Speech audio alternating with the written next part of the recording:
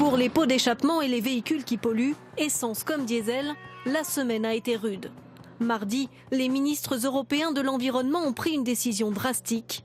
En 2030, tous les véhicules neufs devront produire 35% de CO2 en moins. Une décision vécue comme une révolution par les constructeurs. Volkswagen, déjà touché par le Dieselgate, le scandale des moteurs truqués, contre-attaque cette fois et menace de licencier. Une transformation à cette vitesse est très peu gérable, car en 10 ans, près d'un tiers de nos emplois en production, soit 100 000 postes, devraient être supprimés. Les Français, Renault ou PSA, ne devraient pas non plus être épargnés.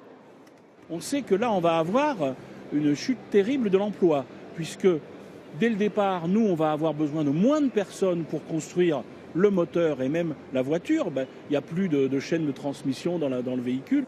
Ces craintes sont-elles justifiées ? Pour cet expert, si ce virage va bien détruire des emplois, d'autres devraient être créés. Des emplois de service plus que dans l'industrie lourde, de quoi compenser en partie. Tous les constructeurs s'y préparent de toute façon, tous les programmes sont en cours. Il y aura des réglages, forcément on change complètement de paradigme. Mais on ne peut pas imaginer une casse sociale monumentale. Une bataille des constructeurs qui semble déjà perdue. À voir les consommateurs dans les travées du salon de l'auto, le virage vert semble bien incontournable. Avec la raréfaction du pétrole et de l'énergie fossile, il faudra obligatoirement y passer. En effet, il faudra sûrement faire des coupes au niveau de l'emploi. Il y a sûrement plein d'emplois verts à créer. Je pense qu'il vaut mieux y en passer par là pour la planète. C'est le meilleur moyen pour éviter de polluer. Le changement semble donc inéluctable.